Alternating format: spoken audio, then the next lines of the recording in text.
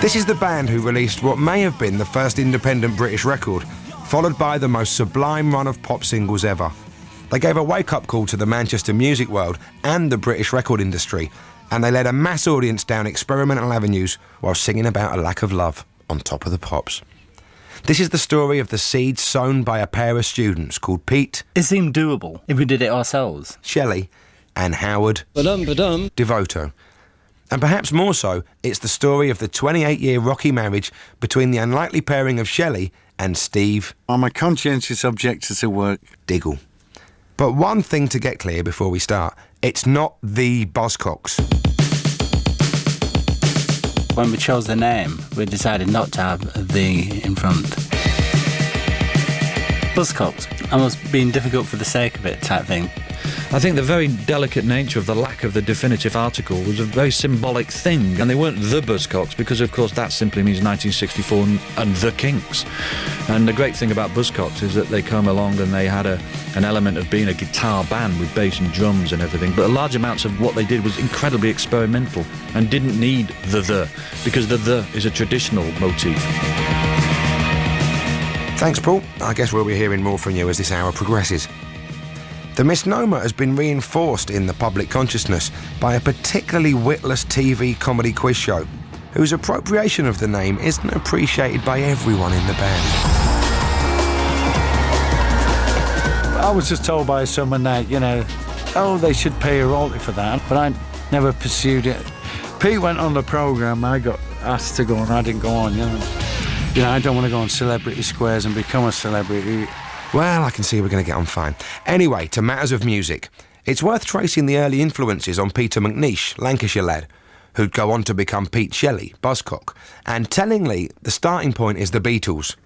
Plus, of course, Practical Electronics magazines. I started playing guitar in 1970, on January the 4th. And there used to be a second-hand record store in Lee, where I was born. So I started collecting the Beatles singles and learning to play by playing along to the Beatles songs. And I'd buy all the Practical Electronics magazines, and they'd have little projects to build. And one of them was a siren. When you press the button, it went ring, and when you press the button, it went ring. So then I found out that if I changed the circuits slightly, I could make it so that I could actually use it as an oscillator and come up with a tone. And I found out that by touching different parts of the circuit board and components, because it was all worked off a 9-volt battery, so there was no great danger, but my own body was becoming part of the circuit. It always reminds me of the Blitz. Sometimes like the sonic equivalent of the Blitz. It was at Bolton Institute of Technology, where I was doing an electronics degree. I first became aware of Howard in about 1974. Howard is Howard Trotter, also known as Howard Trafford, also known as the artful maverick Howard Devoto. Going to see bands on a Saturday like you do, and not really liking it, in fact getting really fed up with it, which was possibly how I was feeling about life generally as well, but music meant an awful lot. Stuck up a notice. I think it was a Monday evening. I was looking at the college notice board, and there was an advert asking for musicians. The kind of music it said was they wanted to do a version of Velvet Underground's Sister Ray. Well, I'd been listening to Velvet Underground. And that was sort of how we started, really, was with a load of cover versions in the privacy of one or two people's front rooms. One Thursday, I met Howard in the college cafe. He'd got a copy of The NME. And in it, there was a review of this band who played at the Marquee. They were called the Sex Pistols. This particular review said things like, we're not into music, we're into chaos. We thought, wow. So Howard suggested he could borrow a car, they could drive down to London and try and find this band, the Sex Pistols. And I can't remember if it's High Wycombe or Hemel Hempstead. We thought they were bloody great and sort of thought, well, we could go back and be approximately a bit like them are, really, up north. Also, at that time, we hadn't got a name. But because we got this copy of Time Out, and that week there was a preview for a new series called The Rock Follies. Or Rock Follies, I can't remember which one it was. And the headline says, it's the Buzz, Cock. And Howard thought, Buzzcocks, Sex Pistols. Yeah, similar kind of thing, but a good name because nobody knew what it meant. But it alluded to some kind of, seediness. The best one I'd been able to come up was Crikey. Because I thought that's what people would say when they saw us. So we adopted the name Buzzcocks as being our name on the front of the drum, even though we didn't have a drummer. So Buzzcocks began to take root. As they were the only two people in Manchester who'd seen the Sex Pistols, they were keen to spread the word. I'd said to Malcolm McLaren, it would be really great if the Sex Pistols, came and played at my college. Do you want to do it? And he said, if you set it up, we'll do it.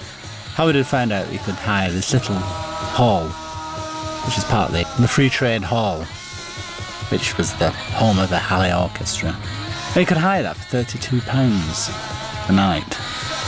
So we did the maths. We thought, well, we could do this. And the idea was that we, Buzzcocks, will get ready to play with the Sex Pistols at the first of these gigs, which was going to be in June. But somehow or other we weren't ready. On the 4th of June, the Sex Pistols came. Yeah, it was the lesser Free Trade Hall. Everyone that ever came to Manchester, like Pink Floyd or David Bowie or T-Rex, they would all play at the Free Trade Hall. But there was a little room at the side. It gave it a very strange feeling that we were all sat there quite politely, really. The 43 people, however many were there, my memory is we were all lying back in our seats with our mouths open, gaping, unable to have any idea what we were watching, except that it was phenomenally exciting. Hucknall was there, members of Joy Division were there, I'm pretty sure Mr. Smith was there, Marquis. Stephen Morrissey was another one who was, by all accounts. And of course, writer Paul Morley and broadcaster and kingpin Anthony H. Wilson. For our purposes, though, the most significant attendee was there by pure coincidence. At that gig, we met Steve Diggle. I'd answered an ad in the paper, arranged to meet him outside the Free Trade Hall, and Malcolm McLaren was outside. And Malcolm put 2 and 2 together and obviously got 5. They said, here's your new bass player. I said, so you answered the ad in the New Manchester Review? He said, no. I said, I answered one in the Manchester Evening News. And so we realised they were at cross purposes. So I tried to explain to him. I said, you're here now. We said we'll have a rehearsal the next day, So it kind of went from there, really. And he quickly joined up, despite the strangeness of his new bandmates.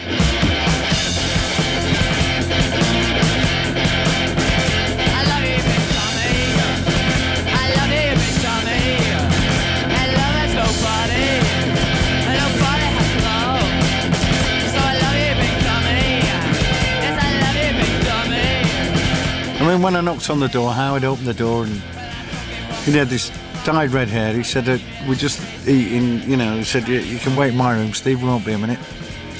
And there was this monitor lizard there, and I thought, is that stuffed or wet? I kept looking at it and thinking, I'm sure it's moved. So Howard had this lizard as well, which I used to hate because he used to let it out as well when we rehearsed. And you felt like smashing it over the head with a guitar, really. As they worked on the confrontational music, Howard and Pete were also thinking about how they could ape the fashion statement of Malcolm McLaren and the Sex Pistols. After the Sex Pistols had played the first gig, they decided that they'd like to come up again, so we organised another gig for the 20th of July. Howard thought, because we're going to actually be playing, I've seen these trousers, which are like in this boutique. So he went to the boutique and tried on the trousers, and they fit him, except they were flares. So he said, is it possible to get them altered? And the shop assistant said, oh yes, I'll just get some pins. And so he said, but what do you want doing? They're too long. He said, well, no, it isn't that. There's too flared. I want them more straighter. So the guy pins them up, and then he goes off and brings the manager. And the manager said, if you have them altered, right, we can't put the cloth back in. This time we were determined we were going to be ready. We'd met Steve, and I think we'd possibly just met John Marr. No, we didn't know he'd only had a drum kit 6 weeks before we met him. He was 16 then, wasn't he? Before I actually joined the band, I had, I rented a drum kit and learnt to play by turning the record player up really loud in my mum and dad's front room and playing along. And Wasn't long before the neighbours got a bit sick of that, and I thought, well, the best way to get the drums out of the house was to find a band to join. Cut a long story short, Howard Devoto ended up calling round one day, one lunchtime it was. I remember I'd just come back from school having done an O-level, and I was about to go back. I was having my dinner and I was about to go back for a chemistry O-level, and Howard turned up just beforehand and asked me to come round the following Saturday, and that was to be my first rehearsal session with Buzzcocks. My dad took us along, brought the kit along, went into this room where we were going to do this rehearsal, and Pete Shelley was there, sort of lay on a mattress on the floor with sunglasses on and sort of torn up t-shirt and stuff, and I did cross my mind, like, what the hell have I got into here? By the time of the second gig in July, we were ready, and we opened that evening's entertainment, and then there was Slaughter and the Dogs, and then the Sex Pistols played. I mean, in a sense, it was the first punk gig, you know, there being more than one band playing at any one time in any one venue. We got on and did that 25 minutes or whatever it was, and, you know, it was just fast, furious and frantic, you know.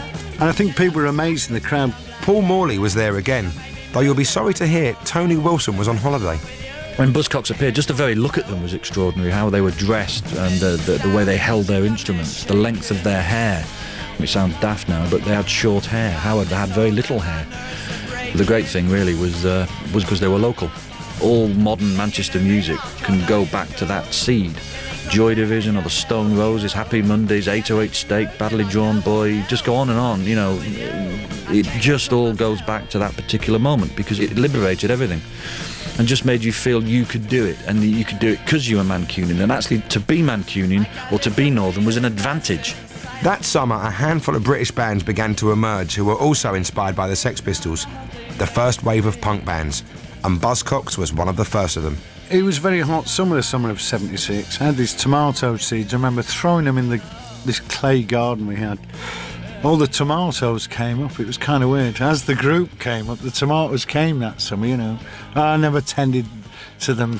They was like punk tomatoes. It's a bit weird. When it came September time and it was like back into school, it was really weird because I'd had this summer of going round doing this punk thing with the band, and then back into a school environment, it was very difficult to take. Isn't it about time we get to hear what the teenage drummer John Marr and Buzzcocks sounded like? 1, 2, 3.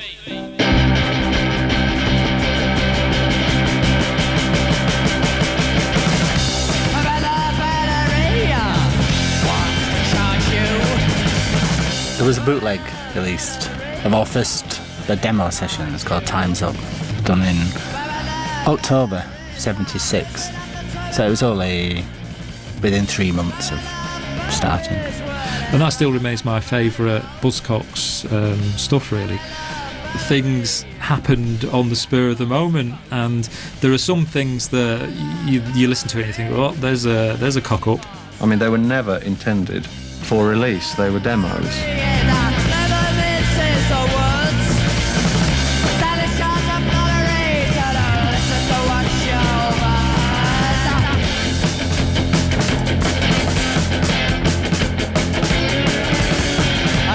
Crazy current gets into my underwear, and when it really connects, I come and go everywhere. I come and go everywhere. I'm a love, but there is some I wanted to charge you. I'm a love, but there is some maybe gonna enlarge you. I'm a love, but there is a visit at the terminal.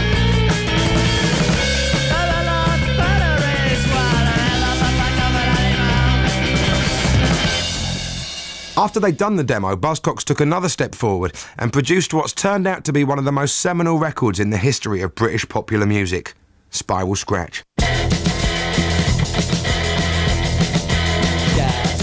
I seem a little jittery, I can't restrain myself. I'm falling into fancy boxes, can't contain myself. I'm gonna break down.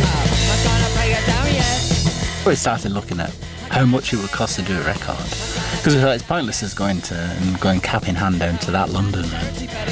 And we needed to raise £500, and that would give us 1,000 EPs, because we thought it's more value for money. We can get 4 songs on rather than just limiting ourselves to 2. We thought if we sell those at £1 each, that's us paying off. Even if we will sell half of them. The money to actually do Spiral Scratch was loaned to us by Pete's dad, I think it was. We just went in and we did those 4 songs. We did them really quickly. Everything was done in more or less one take.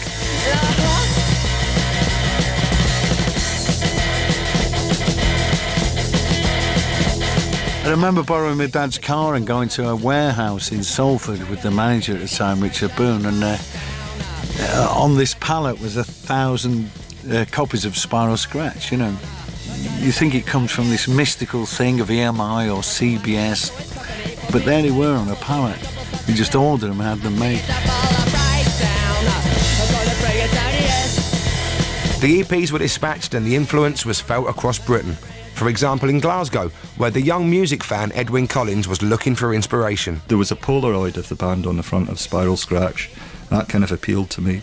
And it looked like letraset writing, you know, that they just rubbed down. And when you're kind of 17, all these things make you aware of the possibilities. You almost knew instantly this was incredible. I mean, it was pretty much the first. I mean, the fact that the 4 songs, although recorded in a crude way, and although sounding very monochrome, were incredibly detailed and literate and powerful, and each one told an incredible story. And the sound they created with the guitars and the incredible drumming of John Marr, which was also vitally important because, you know, he was all over the shop. Maniacal drumming that was almost verging on a sort of Elvin Jones free jazz thing. But perhaps the most revolutionary thing on the record was Boredom, which combined perfectly the existentialist lyrics of Howard and the minimalist music of Pete. The 2-note guitar solo was one of the most exciting things you could ever imagine, because at that time a guitar solo was something that had to be thrown out of the door because it usually went on for 12 minutes.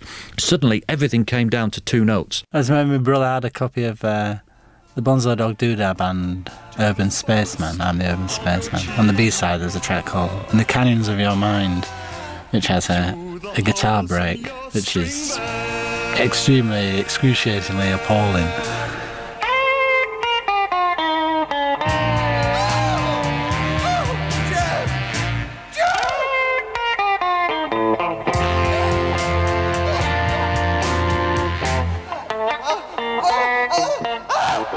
I used to really like things like that because it made me laugh.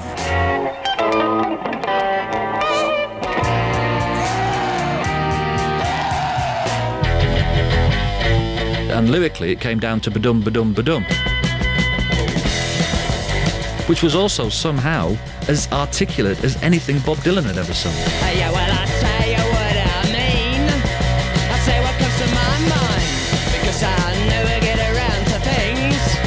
I live a straight line, you know me, I'm acting dumb. You know the scene very drum.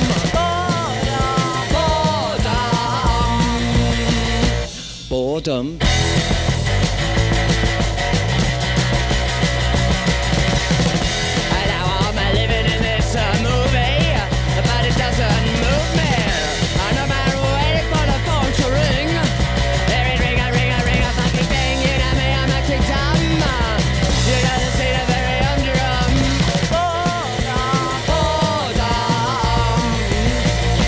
Boredom.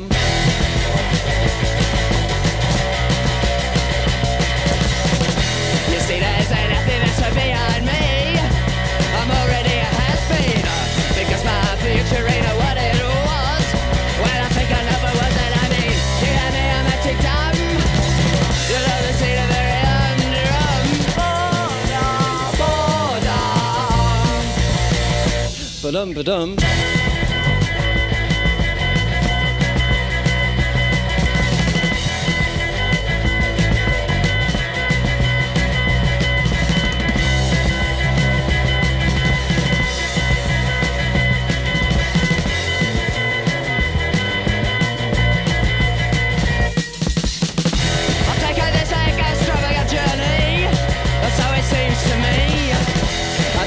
Came up from nowhere, and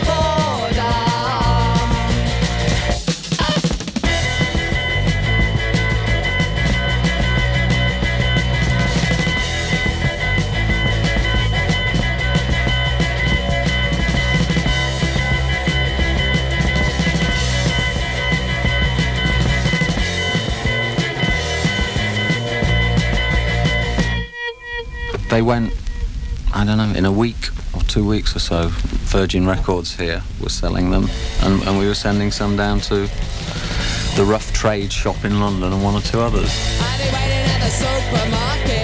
New Hormones wasn't expected to exist beyond the initial 1,000 copies of Spiral Scratch, but because of the buzz that it generated, it became a genuine independent record label.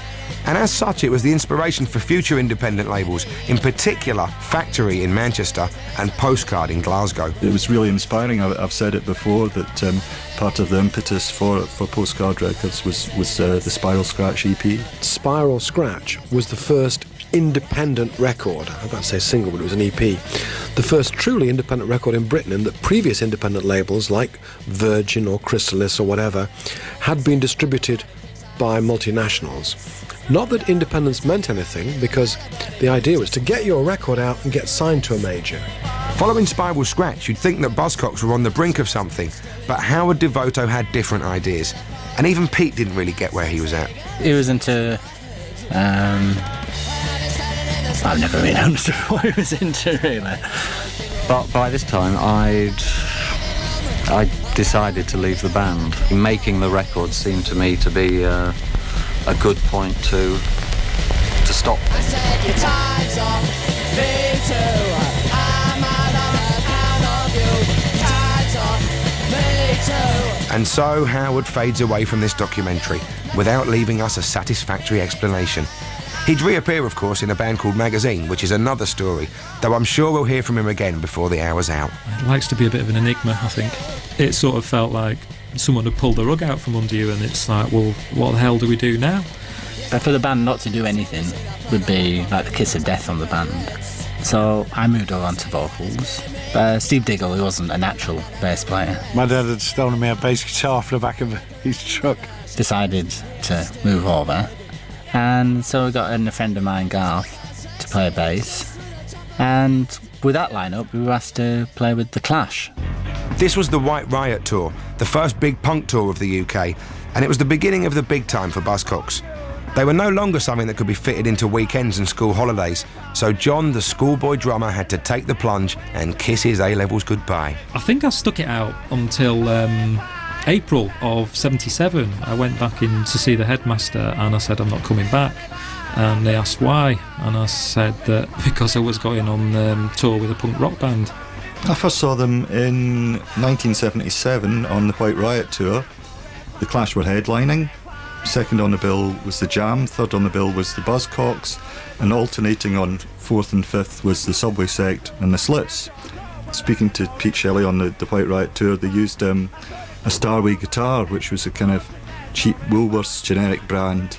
I knew you could buy these kind of guitars for about 20 quid, and not only that, his Starway guitar was broken, and part of the body had broken off. Having played on the White Riot Tour, we had lots of interest from record companies. On the 16th of August, the day Elvis died, we signed with United Artists. When they said, "What do you want to do as your first single?" And we said, "Orgasm Addict."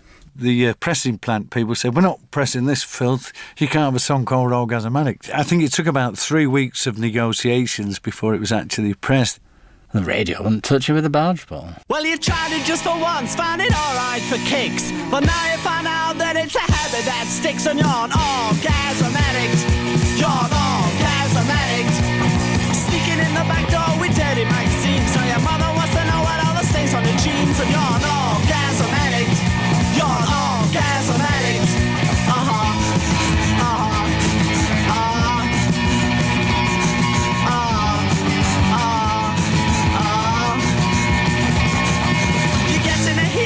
You're getting assault, but you still keep a beat and you meet to pulp, and you're an orgasm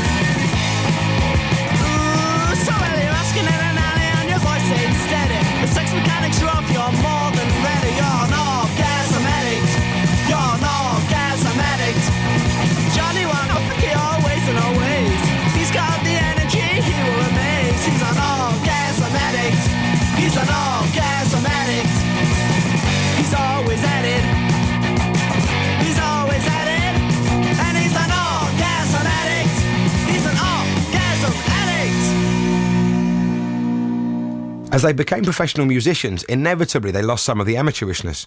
But for now at least they were keeping the connection with their fans. Like Edwyn Collins, who never missed a Buzzcocks gig in Scotland. The next concert I saw the Buzzcocks at was at the Silver Thread in Paisley, which was run by an unlikely character called Disco Harry. At this point I was quite disappointed because Pete Shelley had abandoned his 20 quid broken Starway guitar for a guitar by Gordon Smith, and I shouted out what happened to the Starway, and he goes, "Oh, this is just as good, you know." Something like that. The follow-up to Orgasm Addict was What Do I Get?, another remarkable record. The first of Pete Shelley's love songs to be released, and the first appearance of the classic Buzzcocks lineup with the new and brilliant bassist Steve Paddy Garvey. The pop phase starts here. I just want a lover like any other. What do I get?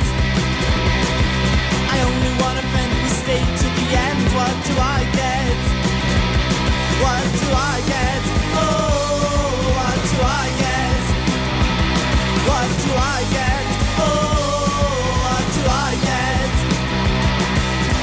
Steve, he kind of went for that teeny bop out of tea. I can't remember what they used to call them back then. You know, these full colour pictures in smash hits and stuff, these heartthrob types. Of course, I never thought about that, but I got pushed in that direction reluctantly, and being in teen magazines, that girl's chasing me around town. Things you dream about when you're a young man.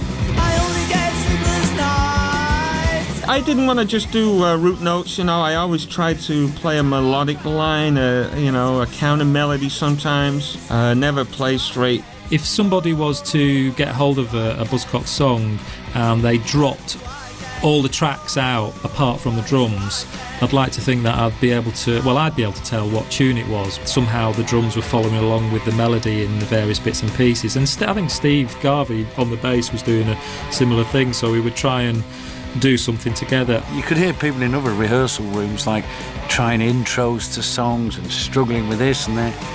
We just kind of new song and it just flowed, you know.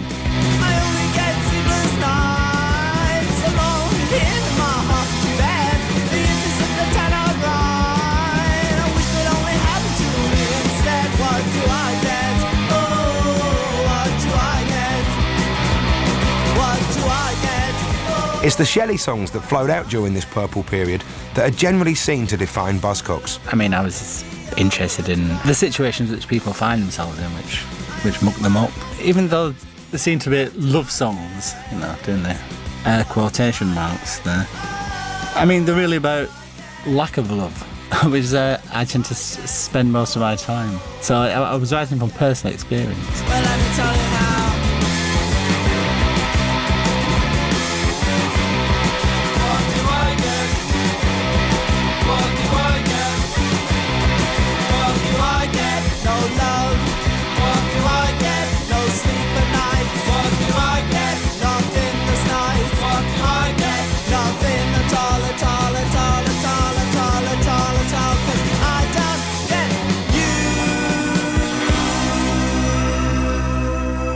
After What Do I Get came I Don't Mind.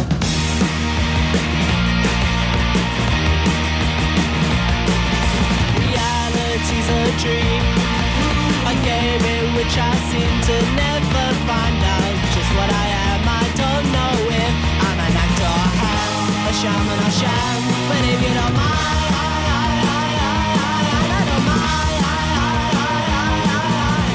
We were spoilt in a way that at the time we didn't really appreciate. They were just exquisite songs. They were like intellectual ABBA songs. They were like, hedonistic Tamla Motown songs. They were unbelievably great pop songs that told an incredible narrative about love and addiction and fear and anxiety. I used to bet that you didn't care, but God had never got me anywhere.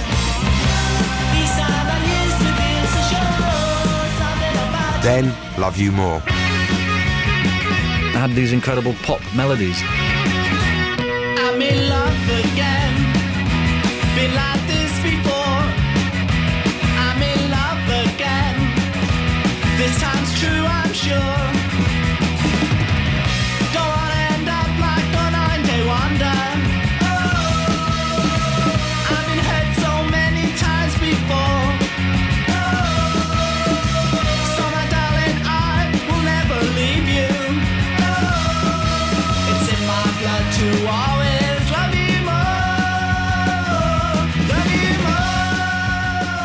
promises.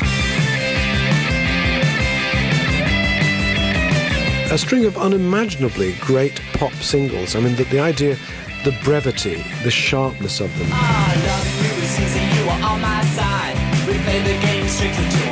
The sharpness of the playing, the sharpness of the writing, just, you know, the way they worked, you know, like the razor cuts. How can you ever let me down? How can you ever let me down? How can you ever let me down? These promises are made for us. Everybody's happy nowadays. You'd release a single and you'd be selling 200,000, 300,000 singles within a month, you know?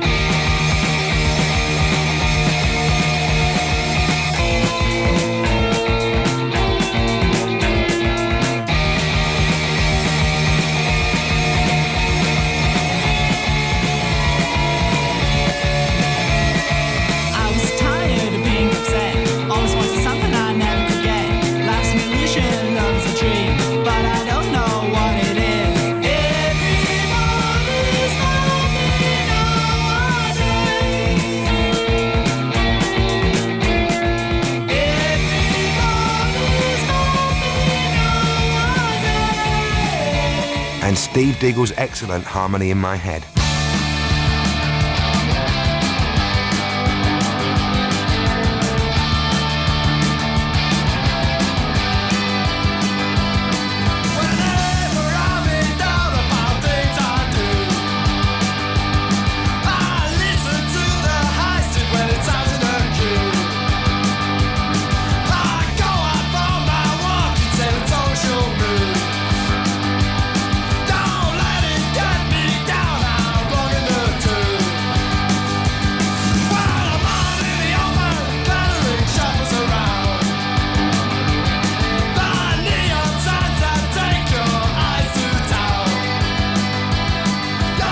Every single we did from I Don't Mind right through to Harmony in My Head 1979, they appeared on Top of the Pops.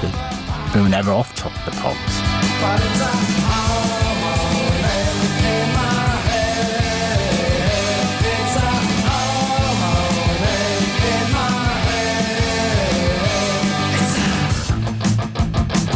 With this run of Sublime singles, it's easy to overlook the Buzzcocks albums, but you shouldn't. They were just as quick fire as the singles, and certainly the first one, Another Music in a Different Kitchen, is as good as any album of its time, or of any other time. Love Bites, or Love Bites, featured the Buzzcocks song that's reached the widest audience. Ever Fall in Love is absolutely the essence of Shelley's ability to deal with something that you would have thought by now no one could deal with in a fresh way, which is the love song, and give it an incredible new kick. I wrote that while we were doing the Orgasm Addict tour. We were up in Edinburgh. We were stopping at the Guest House Hotel, watching the TV there, and it was the movie musical Guys and Dolls. There's one of the characters, Adelaide, is saying to Marlon Brando's character, "You'll wait till you fall in love with someone you shouldn't have." And I thought, falling in love with someone you shouldn't have? I thought, that's good. You make me feel under the hood and I'm hurt. And if I start a commotion, I run the risk of losing you, and that's worse. Ever fall in love with someone, ever fallen in love with someone, ever fallen in love with someone you should have fallen in love with.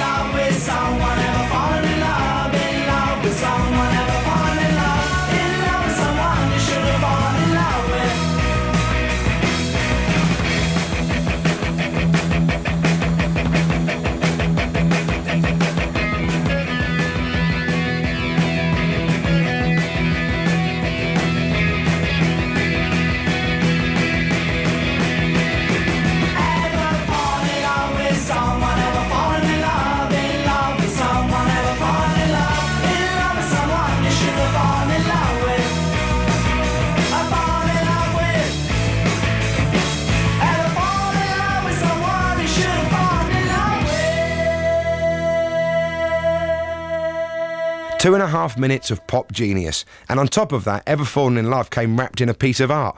All the Buzzcocks records had beautifully designed sleeves, which made them fantastic things to own. Malcolm Garrett came up with the logo for Buzzcocks. But the artwork looked different. It looked modern, even though he was basing it on things from the 20s and 30s.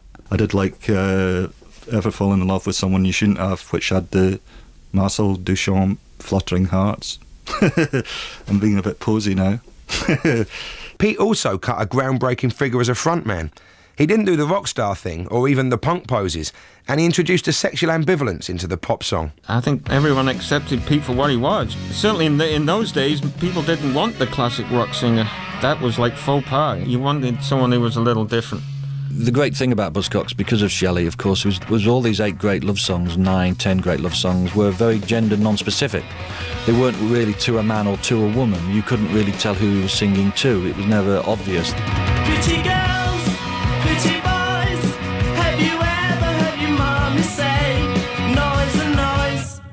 Pretty girls, pretty boys, have you ever heard your mommy shout, noise and noise? Go.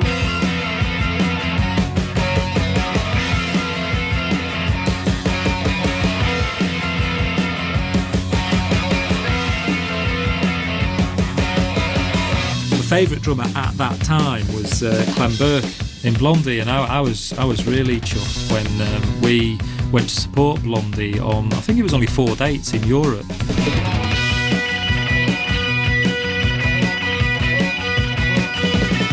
I remember Debbie Harry chased me down a corridor, and I turned around and I said, "Stop." I said, "You're the kind of woman that my mother warned me about." Pretty girls, pretty boys, have you ever heard your mommy scream, noise and noise? Buzzcocks were getting a bit of flack about the love song content thing of Shelley's lyrics and so on. I think both me and Steve Diggle, we were trying to make it a bit more of a rock and roll band, if you like, in a sort of stupid way. It does piss me off sometimes. They go, "Oh, you're the guys that wrote love songs," and that's because you're known for a couple of songs that was on top of the pops. The band's a lot broader than that. Unfortunately, and inevitably, the pop star phase was just that, a phase they passed through. They released a third album, A Different Kind of Tension, which contained the epic I Believe. In these times of contention, it's not my intention to make things plain. I'm looking through mirrors to cast a reflection that can't be mine. So, I mean, The Different Kind of Tension is really about that impending sense of doom. I think some of Pete's songs is going through like a bit of a personal introspection on himself, you know. It was like an album with a different kind of tension, you know. I Believe is a classic, and that became a big song live, you know. Very often we ended the set with that, usually with me and John and Steve going crazy. That ends with "There is no love in this world anymore," which I still don't know the full meaning of that, but it just seemed to strike a chord with the audience.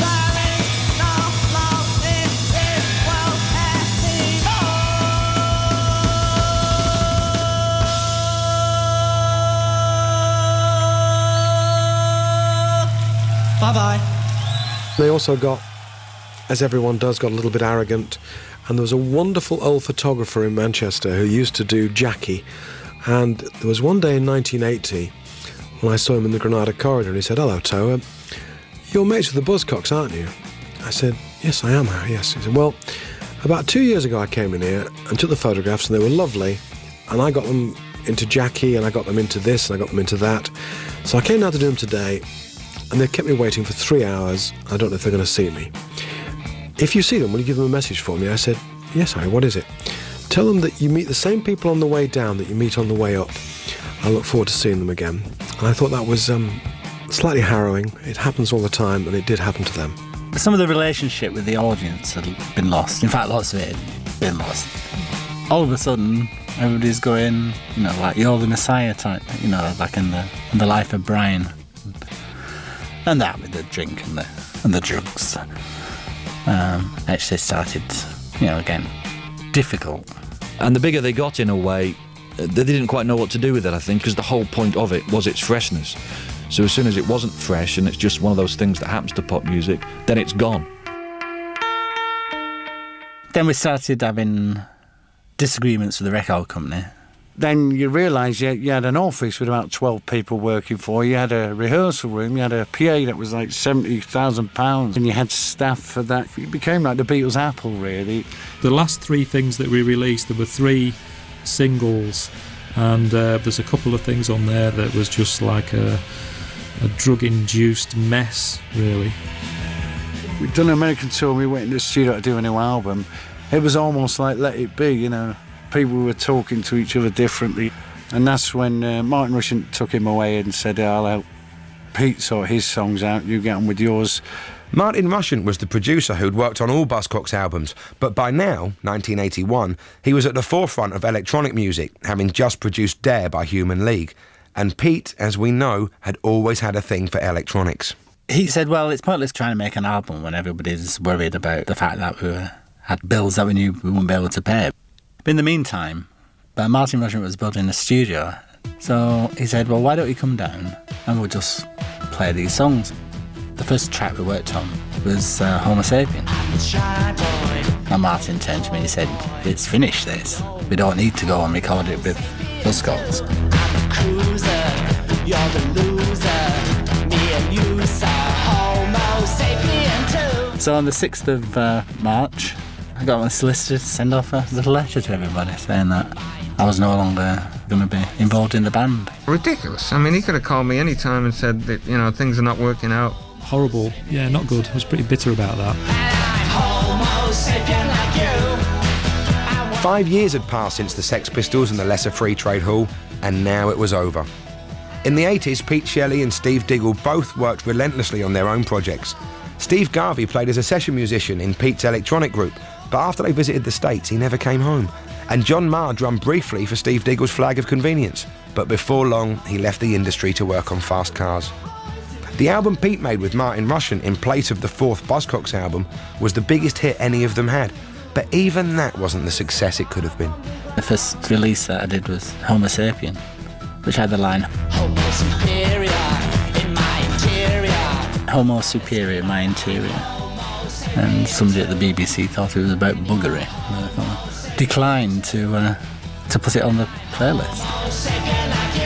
But there was one big hit that paid tribute to Buzzcocks, a record made by an old fan. In retrospect, it was kind of a really depressing time, I think, in UK pop, despite the ongoing 80s revival that we're enjoying at the moment.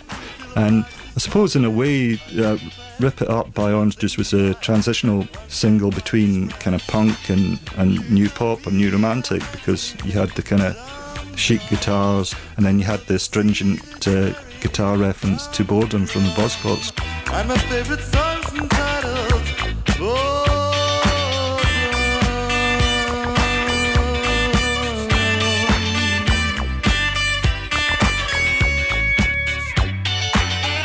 Richard Boone, who was the Buzzcocks manager, he said everyone in the Buzzcocks camp at this time was kind of depressed. Pete Shelley had gone solo. He said that it kind of cheered people up, so that kind of cheered me up as well, really. I think it's for the best if we rush to the end of the 80s. Against the odds, things began to stir. Because I was building France and Germany as Buzzcocks FOC. And from there, that sort of generated this thing that we was kind of back. Our agent in the States said, we haven't been in contact. So he said, well, we're not back together yet, but what kind of tour do you think would you do? So he put together this 3-week tour. Money was mentioned, and I thought, well, yeah, I could use that to put together a new race car, and we're going to go over to America, and America is where a lot of the parts that I use, that's where they all come from. Carpentry's my other income. I was getting sick and tired of that. I said, it's just 3 weeks. I went over to London to rehearse with the guys. We rehearsed about 2 songs, and me and Pete went to the bar and drank for 2 days. And we kind of did the set on memory from 8 years earlier. And then, after that we got an offer to do a British tour, and then we got an offer to do a European tour, and then offered to do a Australia, Japan, New Zealand tour. But unfortunately, John Marr really was only in it for the 4 weeks. So he left. It couldn't end quick enough for me. I thought, I'm not enjoying it, really. It hasn't got that buzz Steve Garvey had a family. He sort of cracked up in Australia a bit. Two reasons really that I stopped playing with the band. One, having a young family, not making enough money to support the family, and then two, my health wasn't good. Pete and Steve were looking extinction in the face again, until they happened on the Buzzcocks fanatic Tony Barber and his mate Phil Barker, a ready-made rhythm section. Tony came along and he'd brought this drummer along, Phil, just to stand in for the audition. They said, "What do you know?" I said, I know all of them. They'd forgotten a lot of the details, so we rehearsed and we knew how it all went. Tony's like an encyclopedia anyway. And we just said, we might as well roll with the pair of them, and they're the new boys. And it's just been going on and on and on for about 12 or 13 years. They've released 4 albums in the last 12 years, but none of them have received much attention. Well, I think I gave up expecting the world to be fair a long time ago. Trade Test Transmissions and All Set were solid albums, though they lacked something. But on Modern, in 1999, things were getting interesting again. I think Modern sounds fantastic, I really do. It was the first album that I actually produced. There's a song called Doesn't Mean Anything, where it wasn't too much of a conscious thing, but I'm kind of doing a rap thing on it, and I've got weird noises at the background, and then it comes in with a Buzzcocks kind of chorus, you know. All the clouds are there in the back of your mind. Everything exists in some shape or form, because you like to know your feelings. I think they find it kind of difficult to play sincere, you know. People like Mojo and stuff have like Graham Parsons on the front page, but they tend to miss the Buzzcocks, you know, a bit of homegrown.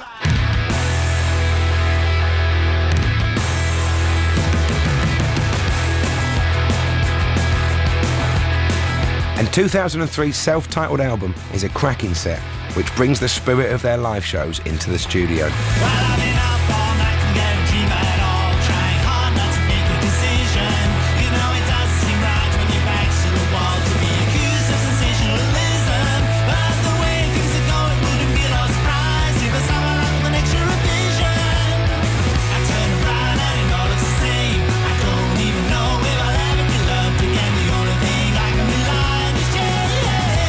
You know, the shame is they could technically make the best album of all time, but I don't think anyone would care really anymore.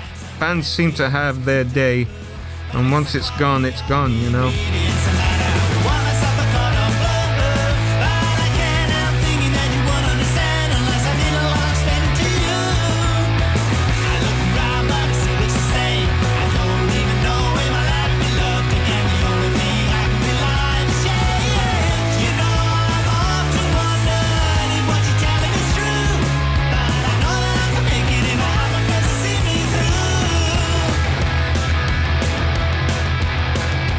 In the summer of 2000, I hadn't seen Howard Developer for a long time, and we thought we would try and see whether or not we could write a couple of tracks. And the first song which we did was called Till the Stars in His Eyes Are Dead. Within about 6 months or so, we'd got an album complete. He wants to cry until the stars in his eyes are really dead. He wants to cry until the stars in his eyes are really dead. The album Buzzkunst was released in 2002, credited to Shelley Devoto. Howard not quite silent, but certainly still aloof. Anyway, back to Buzzcocks. It's Pete Shelley and Steve Diggle, who met on the 4th of June 1976, who were the lasting creative partnership of the band, despite their marked differences. How to describe Pete? Shy, but you soon realise underneath that is bubbling a lot of anger and energy and a lot of ideas. He could be a total pain. Some say you just want to beat him around the head with a chair. But you've got to say that he was the real creative force, because without the weird hang-ups he's got and all the crap that he goes through and everything, then those songs wouldn't have existed. Steve, on the other hand, wears his passions on his sleeve. Yeah, Steve's still full on, you know, hedonistic, balls to the wall sort of attitude. Steve Diggle was the archetypal punk guitarist, absolutely. Bar chords and then you slash with real violence of the strings. And Diggle was fantastic at that, fantastic.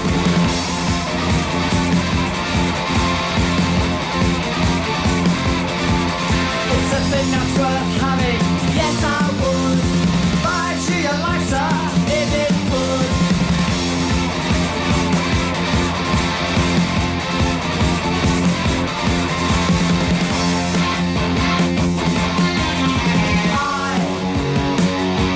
I want you. So do Pete and Steve get on? Or do they argue? Or don't they argue? Or what? Marriage would be a word that jumps out. Yeah, I think it's been a 27-year argument. No, I'd say that is not true at all. Certainly the first go-round, in all honesty, I don't remember any fights.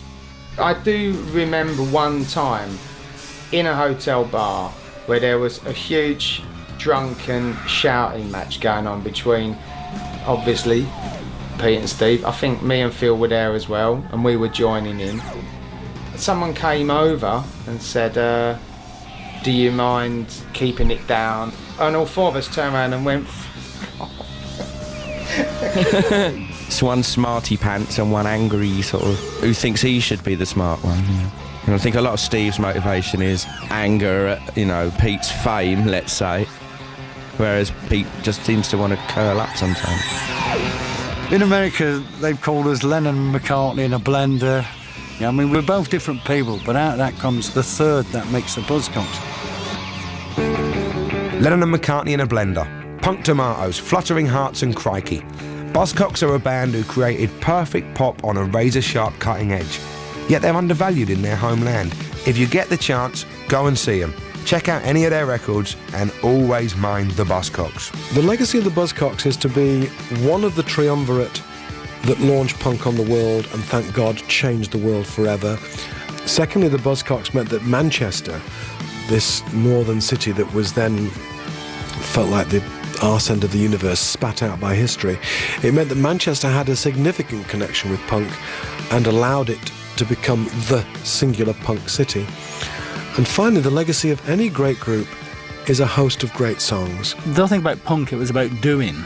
It was being an active participant in culture, but rather than being a passive consumer. So it wasn't saying, entertain me. It was, let's hold the show right here. The whole idea of punk wasn't to become rich. Recently, we did about 200 shows, played all around the world, 54 dates in Europe, straight 54 dates in America, and then you go back again and you do Australia, you play all around the world. Well, I mean, retirement age is 65, and they're saying that by the time we get to it, it'll be 70, so... And since I'm still enjoying it, I've got my health, and I will carry on. Oh, by the way, there's been an unexpected boost this year. Ever Fallen in Love, performed by Pete Yorn, features in one of the summer's biggest movies. Shrek 2 is where Shrek takes his, but now Olga bride, back to meet her parents, you see. So it fits in Ever Fallen in Love because they're expecting her to come back with a prince, and got Shrek instead.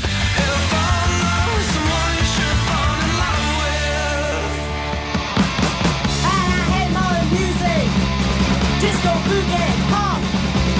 They go on and on and on and on and on and on and on. How I wish they would stop. For the many, we discover the year's 12 best albums. I don't think many awards celebrate an album as a whole. For a few, it will change their entire world. The winner of the Mercury Prize, PJ Harvey. People came to that record that I'd never heard anything that I'd done before. When Burial got nominated for the Mercury Music Prize, it was kind of like a window on the world of dubstep. It was a huge moment. It was like the door finally being opened for us. The Mercury Prize, in association with BBC Music. I'm Lauren Laverne with the privilege of exclusively announcing this year's 12 shortlisted artists. Listen Friday morning from 10, only on BBC Radio 6 Music.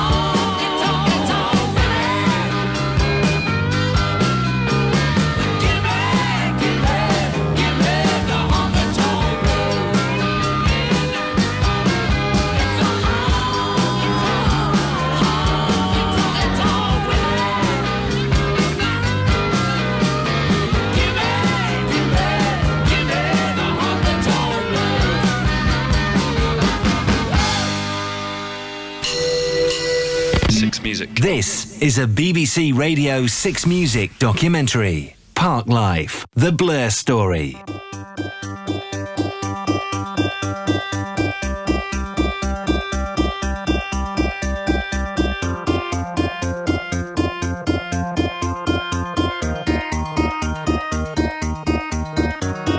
In the first week of March 1994, Blur released their 8th single.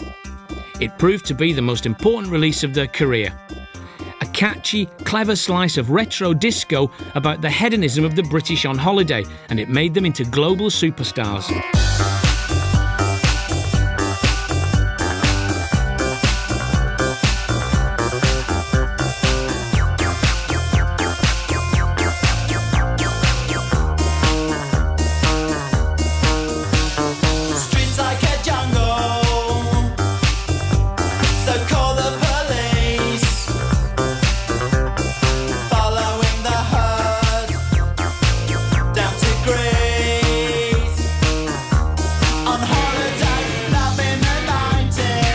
That's when we fully developed the yin and yang that is Coxon and James, where our kind of contrariness to each other musically, there's nothing at all personal. Actually, it's one of Blur's strengths, I think, that he was doing his funk and I was contrary to his funk. He was wanting to be in Jan and I was wanting to be in Gang of Four, and it does sound a bit like Gang of Four.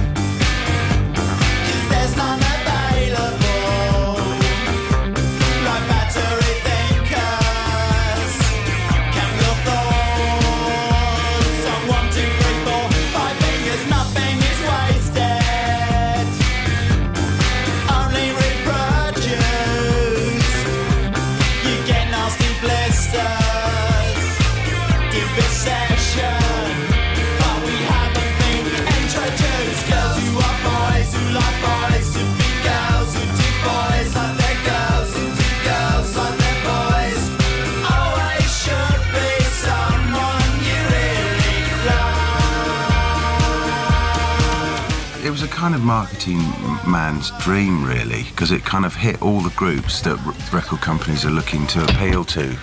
Food Records have been trying to get us to put that drum beat on everything we do. I was going, look guys, you write a song with a dance beat on it, it's a big hit. Write another song with a dance beat on it, and when Girls and Boys eventually came around, I said, that's what I was talking about. If we do something that seems quite new to us, I think we're very unsure a lot of the times actually what we've created. Those kind of tracks, it's odd because you can just listen to them like music rather than have to get completely emotionally entangled in them and never be able to hear them properly. So all there is a couple of cymbals on there from me, but I can hear it like a non-member of Blur. It's cool not being on your record.